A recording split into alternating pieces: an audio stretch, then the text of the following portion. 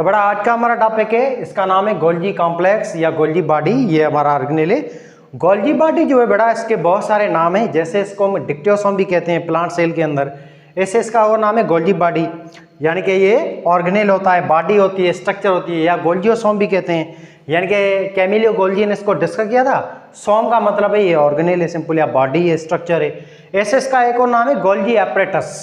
Golgi apparatus बेटा ना, ये नाम हम तब यूज करेंगे जब गोल्जी बॉडी और वेजिकल इन दोनों को मिला के कहेंगे गोल्जी एपरेटस। गोल्जी एपरेटस का मतलब है गोल्जी बॉडी, और ये वेजिकल होती है थैलिया, इन सबको मिला के कहेंगे गोल्जी वेजिकल। आगे हम चले तो लोफोकेंड्रियन या डाल्टन कॉम्प्लेक्स, ये इसके अलग अलग नाम हैं गोल्जी बॉडी के। 7 से 8 नाम होते हैं गोल्जी बॉडी के। अब स्टार्ट करते हैं हम गोल्जी बॉडी को। बड़ा गोल्जी बॉडी को डिस्कस किया था कैमिलियो गोल्जी ने। ये एक साइंटिस्ट था जिसने 1898 में गोल्जी बॉडी को डिस्कवर किया था। और बेटा गोल्जी बॉडी जो है ये आपको सिर्फ और सिर्फ मिलेगा यूकैरियोटिक सेल में। ये आपको दिखाई दे रहा है बेटा, ये यूकैरियोटिक सेल है, इस सेल में ही गोल्जी बॉडी होता है। बाकी प्रोकैरियोटिक सेल में गोल्जी बॉडी एब्सेंट होता है। आगे हम देखें तो बेटा गोल्जी बॉडी होता है यूकैरियोटिक सेल के साइटोप्लाज्म के अंदर, याद रखना बात, ओनली इन साइटोप्लाज्म में, ये हर जानदार में होता है। आगे हम चलें तो बेटा गोल्जी बॉडी की कंपोजिशन देखें तो जो भी ऑर्गेनेल है तकरीबन बेटा वो बने होते हैं लिपो और प्रोटीन के, यानी कि लिपिड प्रोटीन के, लिपिड और प्रोटीन के बने हुए हैं। लिपो प्रोटीन का ये बना हुआ है, ये सारा का सारा। और गोल्जी बॉडी को बनाने वाला जो ऑर्गेनेल है इसका नाम है smooth endoplasmic reticulum. Golgi body का जो बाप है ना, बाप ये है, ये बेटा बाप है गोल्जी बॉडी का। इस ऑर्गेनेल का नाम है स्मूथ एंडोप्लाज्मिक रेटिकुलम। ये बनाता है आपके इस ऑर्गेनेल को जिसका नाम है गोल्जी बॉडी। अब गोल्जी बॉडी को कैसे बनाता है, बहुत ईजी है बेटा। ये स्मूथ एंडोप्लाज्मिक रेटिकुलम वेजिकल बनाता है, थैलियां, इस थैली में ये लिपिड और प्रोटीन को सीक्रेट करता है। फिर ये वेजिकल जो है आपस में जुड़ते जाते हैं। ये थैलियां आपके एंडोप्लाज्मिक रेटिकुलम की बहुत सारी थैलियां यूँ फ्यूज होती जाती हैं, जिसके नतीजे में यहाँ पे क्या बनता है, साइटोप्लाज्म में बेटा ये थैलियां यूँ फ्यूज होती जाएंगी ना, ऐसे रॉड्स बनती हैं। ये रॉड्स आपको दिखाई दे रही हैं, ये इन रॉड्स को हम कहते हैं सिस्टर्नी।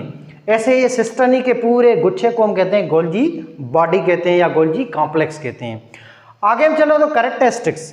बड़ा गोल्जी बॉडी जो होता है ये कैनालिकुलर सिस्टम है, कैनाल का एक जाल है, नेटवर्क ऑफ कैनाल है ये। एंडोप्लाज्मिक रेटिकुलम की तरह ये भी इन लिपोप्रोटीन की रॉड्स का गुच्छा होता है, और इस गुच्छे को हम कहते हैं गोल्जी बॉडी। फर्क ये होता है कि एंडोप्लाज्मिक रेटिकुलम की जो सिस्टर्नी होती है ना, ये आपस में देखें अटैच होती हैं, ये आपस में अटैच हैं। पर एंडोप्लाज्मिक रेटिकुलम के बाद जो गोल्जी बॉडी की जो ये रॉड्स होती हैं इसको भी सिस्टर्नी कहते हैं। इसकी भी रॉड्स को हम बेटा सिस्टर्नी कहते हैं। गोल्जी बॉडी के बाद एंडोप्लाज्मिक रेटिकुलम की भी रॉड्स को हम सिस्टर्नी कहते हैं। फर्क ये बेटा, एंडोप्लाज्मिक रेटिकुलम की जो रॉड्स होती है ना वो आपस में अटैच होती हैं, ये देखें अटैच होती हैं बाय कॉमन पॉइंट। पर गोल्जी बॉडी की जो सिस्टर्नी है रॉड्स हैं वो अटैच नहीं होती हैं, ये बात याद रखना। और गोल्जी बॉडी की ये रॉड्स जो हैं ये फ्लैट होती हैं, सीधी होती हैं अरेंज। इस वजह से ये थोड़ा सा स्ट्रक्चर में फर्क है एंडोप्लाज्मिक रेटिकुलम में गोल्जी बॉडी में। दोनों में चीज़ें सेम ही हैं। इसमें भी सिस्टर्नी रॉड्स होती हैं लिपोप्रोटीन की बनी हुई, एंडोप्लाज्मिक रेटिकुलम में भी सिस्टर्नी रॉड्स होती हैं लिपोप्रोटीन की बनी हुई। आगे हम देखें तो बड़ा गोल्जी बॉडी पैरेलली अरेंज होता है, ये पैरेलल अरेंज होती हैं इसकी रॉड्स सारी की सारी। नेक्स्ट फ्लैट होता है ग्लैंडुलर सेल। गोल्जी बॉडी आपको ज्यादातर बेटा मिलेगा उन ऑर्गन्स में जिन ऑर्गन को हम ग्लैंड्स कहते हैं, जैसे आपका लिवर है और पेंक्रियाज है। बेटा ये ऑर्गन जो है, ये ऑर्गन जो है आपका लिवर और पेंक्रियाज, इन दोनों में गोल्जी बॉडी ज्यादा हमें दिखाई देगा। आपकी बॉडी में जो ये ऑर्गन्स होते हैं ना बेटा, इन ऑर्गन्स को हम कहते हैं लिवर। ये आपका लार्जेस्ट ऑर्गन है, ये इसको हम कहते हैं लिवर, और ये पेंक्रियाज होता है। इनके जो सेल होते हैं ना बेटा, इन सेलों में आपको गोल्जी बॉडी बहुत ज़्यादा तादाद में दिखाई देगा, क्योंकि लिवर और पेंक्रियास का बहुत ज़्यादा काम है बॉडी में प्रोटीन वगैरह बनाना, हार्मोन्स को बनाना, जहाँ आपके बॉडी में दूसरे जो प्रोटीन्स हैं, जो चीज़ें हैं उसको बनाना। इस वजह से ये प्रोटीन वगैरह ये चीज़ें बनाना ज़्यादातर इसी का काम है गोल्जी बॉडी का। राइबोसोम बनाता है पर मॉडिफिकेशन, पैकेजिंग वगैरह या कॉन्जुगेट मॉलिक्यूल बनाना ये काम इसका होता है गोल्जी बॉडी का। तो गोल्जी बॉडी मोस्ट अबंडेंट ज़्यादा आपको मिलेगा आपको लिवर में और पेंक्रियाज में। आगे हम देखें तो बड़ा गोल्जी बॉडी जो होता है ये विदाउट राइबोसोम है, इसके ऊपर राइबोसोम अटैच नहीं है, जैसे एंडोप्लाज्मिक रेटिकुलम ऊपर था रफ एंडोप्लाज्मिक रेटिकुलम, इस पे नहीं होता है। सिंगल मेम्ब्रेन बाउंडेड है गोल्जी बॉडी बेटा, सिंगल मेम्ब्रेन बाउंडेड ऑर्गेनेल है आपका। डबल मेम्ब्रेन बाउंडेड आगे 3 ही आपके सेल में, एक न्यूक्लियस है, एक प्लास्टिड है और एक माइटोकॉन्ड्रिया है। बाकी जो ऑर्गेनेल है 5 से 6 वो सिंगल मेम्ब्रेन बाउंडेड है, जिसके आपका एंडोप्लाज्मिक रेटिकुलम में गोल्गी बॉडी, ये दोनों सिंगल मेम्ब्रेन बाउंडेड है। आगे हम चले तो इसकी स्ट्रक्चर में दो ही चीज़ें होती हैं गोल्गी बॉडी की। बेटा गोल्गी बॉडी की स्ट्रक्चर में एक ये रॉड्स आती हैं, इन रॉड्स को हम कहते हैं सिस्टर्नी, नंबर 1। और आगे हम देखें तो इसके अंदर ये रॉड्स में खाली हिस्सा है, इसको हम कहते हैं ल्यूमिन। ये दो चीज़ें आती हैं गोल्गी बॉडी की स्ट्रक्चर में, ये खाली कंपार्टमेंट है, इसको हम कहते हैं ल्यूमिन, और ये रॉड्स होती हैं लिपोप्रोटीन की बनी हुई, इन रॉड्स को हम कहते हैं सिस्टर्नी। तो बेटा ये जो आपकी स्ट्रक्चर है ना गोल्गी बॉडी की, इसमें दो चीज़ें होती हैं, एक होती है सिस्टर्नी, ये रॉड्स होती हैं, दूसरी होती है इसमें अंदर खाली हिस्सा जिसको हम कहते हैं ल्यूमिन। तो ये दो चीज़ें होती हैं आपकी गोल्गी बॉडी की स्ट्रक्चर के अंदर। गोल्गी बॉडी की स्ट्रक्चर में हम देखें तो दो चीज़ें, एक सिस्टर्नी है, एक ल्यूमिन है। सिस्टर्नी यानी कि कैनाल्स या ट्यूब्स या रॉड्स लिपोप्रोटीन की बनी हुई, और खाली हिस्सा आता है, इसको हम कहते हैं कैविटी या ल्यूमिन, जिसमें एंजाइम होते हैं अलग अलग जो अलग अलग काम करते हैं, जिसको आगे डिस्कस करते हैं हम। आगे देखें तो बेटा गोल्गी बॉडी जो है इसकी सेम मॉर्फोलॉजी, प्लांट्स में एनिमल में, चाहे कोई भी सेल हो प्लांट का एनिमल का, उसमें गोल्गी बॉडी जो है दिखने में सेम ही होता है। थोड़ा सा फर्क है, एनिमल सेल में जो गोल्गी बॉडी है वो आपको थोड़ा सा इसमें रॉड्स जो है उसमें डिस्टेंस कम दिखाई देगा। प्लांट के सेल में आप देखोगे ना, तो प्लांट के सेल में गोल्गी बॉडी की ये जो आपकी बड़ा सिस्टर्नी होती हैं वो थोड़ी ज़्यादा डिस्टेंस में दिखाई देती हैं। ये थोड़ा सा फर्क होता है प्लांट के सेल में और एनिमल के सेल के गोल्गी बॉडी में, बाकी सेम होता है मॉर्फोलॉजिकली। आगे हम देखें तो ये डिस्क शेप है, डिस्क की तरह है। नेक्स्ट है फेस। अब बेटा ये गोल्गी बॉडी है, ये गोल्गी बॉडी का ये एक इंड है, ये दूसरा इंड है, दो इंड होते हैं गोल्गी बॉडी के। ये जो इंड है आपका गोल्गी बॉडी का, जो आपके एंडोप्लाज्मिक रेटिकुलम की तरफ है या न्यूक्लियर मेम्ब्रेन की तरफ है, बेटा इस गोल्गी बॉडी के इंड को हम कहते हैं सिस फेस, सिस फेस। दूसरा ये अपोजिट इंड है ये गोल्गी बॉडी का, जो सेल मेम्ब्रेन की तरफ है, इस हिस्से को बेटा हम कहते हैं ट्रांस फेस या मैच्योर फेस या शिपिंग फेस। अब ये जो सिस फेस होता है ना गोल्गी बॉडी का, ये हिस्सा जो एंडोप्लाज्मिक रेटिकुलम की तरफ है या न्यूक्लियर मेम्ब्रेन की तरफ है, इसको हम कहते हैं सिस फेस। सिस फेस या इसको कहते हैं कॉन्वेक्स शेप, ये कॉन्वेक्स शेप होता है, ये न्यूक्लियस के तरफ होता है, न्यूक्लियर मेम्ब्रेन की तरफ हिस्सा होता है ये गोल्गी बॉडी का, और ये होता है टूवर्ड एंडोप्लाज्मिक, इसको हम कहते हैं रिसीविंग फेज या इमेच्योर फेज। ये जो हिस्सा होता है ना बेटा गोल्गी बॉडी का, ये हिस्सा क्या करता है, एंडोप्लाज्मिक रेटिकुलम से वेजिकल को लेता है, वेजिकल को रिसीव करता है।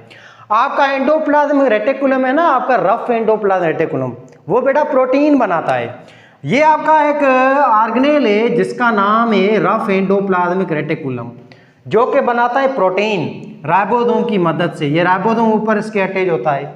अब ये जैसे ही प्रोटीन बनता है ना रफ एंडोप्लाज्मिक रेटिकुलम का, तो इस रफ एंडोप्लाज्मिक रेटिकुलम से इस प्रोटीन को बेटा उठाने वाला ये होता है स्मूथ एंडोप्लाज्मिक रेटिकुलम।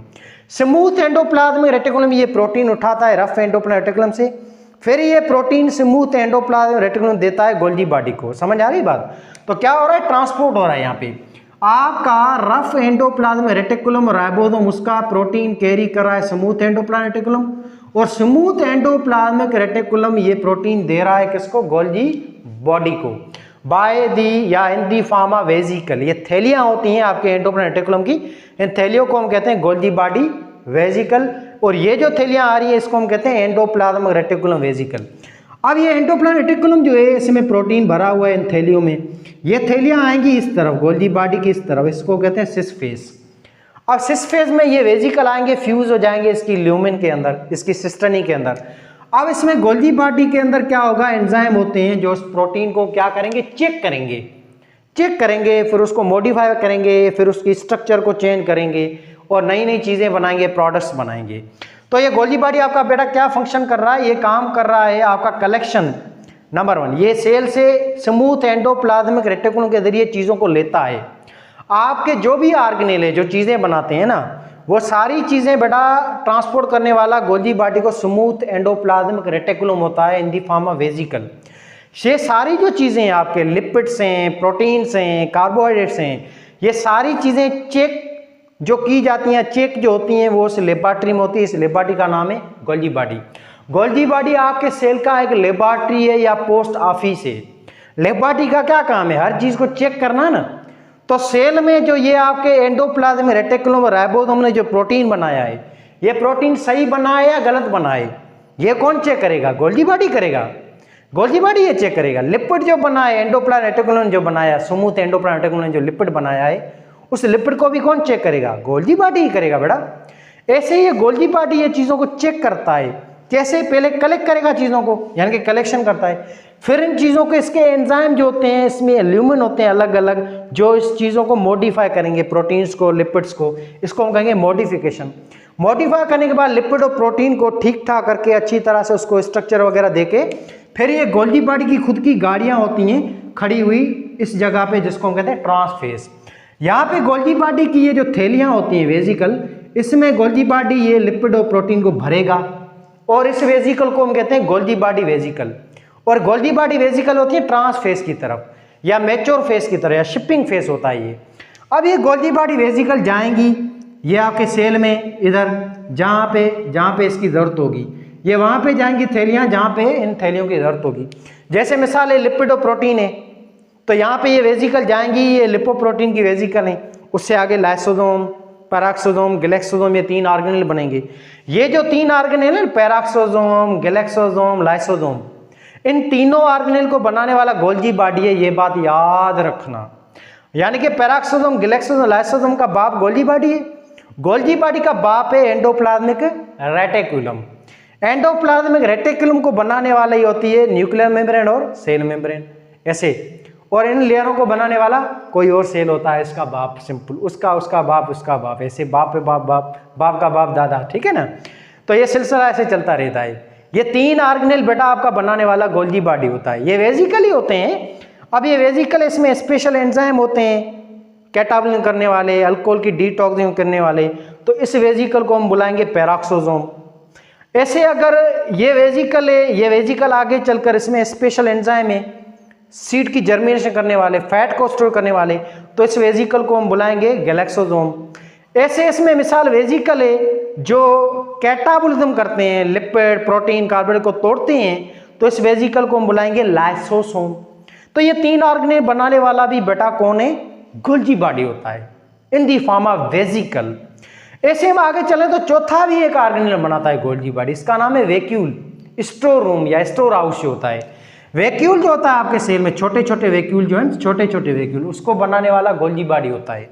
फिर ये छोटे छोटे वैक्यूल जो है ये आपस में मिलते हैं ना, तो उससे बड़ा वैक्यूल बनता है। जैसे 3-4 छोटे छोटे वैक्यूल हैं, ये जब आपस में मिलेंगे तो एक बड़ा वैक्यूल बनेगा, इसको हम कहेंगे लार्ज वैक्यूल। तो एक कॉन्ट्रेक्टाइल वैक्यूल है, फूड वैक्यूल है, इसको भी बनाने वाला कौन है?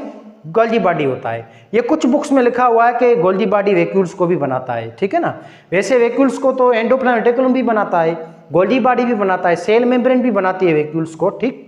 तो ये 3 या 4 ऑर्गेन मोटे मोटे ये गोल्जी बॉडी बनाता है। आगे हम चले तो बेटा गोल्जी बॉडी जो है ना, ये सेल वाल को भी बनाता है। प्लांट के अंदर सेल वाल, अलजी के अंदर सेल वाल, बाकी जो जानदार है उनमें भी सेल वाल को बनाने वाला गोल्जी बॉडी है। कैसे? बहुत ईजी है बेटा। गोल्जी बॉडी के अंदर शुगर होती है, सेलोज वगैरह, ये ऑलरेडी इसके पास खुद स्टोर होती है। अब गोल्जी बॉडी जो है ना, ये सेलोज है, पैक्टिन है, या ये आपके जो दूसरे चीज़ें हैं जैसे आपके काइटिन वगैरह है, लिग्निन वगैरह है, पैक्टिन है, इन शुगर्स को गोल्जी बॉडी सीक्रेट करता है इन दी फॉर्म ऑफ वेजिकल। फिर ये जो शुगरें हैं ये वेजिकल की फॉर्म में, थैलियों की फॉर्म में ये बाहर ट्रांसपोर्ट होती हैं, सेल मेम्ब्रेन के बाहर जाते हैं वेजिकल। बाहर जाके ये बेटा सेल मेम्ब्रेन के बाहर ये वेजिकल यूँ फ्यूज़ होते हैं और सेल्यूलोज को बाहर डिपोजिट करते हैं। ये देखें ये सेल्यूलोज है ना, सेल मेम्ब्रेन के बाहर डिपोजिट होता है, इसके नतीजे में सेल वाल बनती है, ये सेल वाल बन रही है। सेल वाल को भी बनाने वाला याद रखना गोल्जी बॉडी होता है। इसके अलावा मिडिल लेमिना जो होती है सेल वाल की फर्स्ट लेयर बनने वाली, उसको भी बनाने वाला गोल्जी बॉडी है। Primary layer, second layer, middle layer, सबको बनाने वाला गोल्जी बॉडी होता है। अब होता क्या है, जब सेल आपकी डिवीजन कंप्लीट कर लेता है ना बेटा, जैसे ये सेल है, ये जब डिवीजन कंप्लीट कर लेगा तो होगा क्या, ये आपका गोल्जी बॉडी जो होता है ये वेजिकल छोड़ेगा।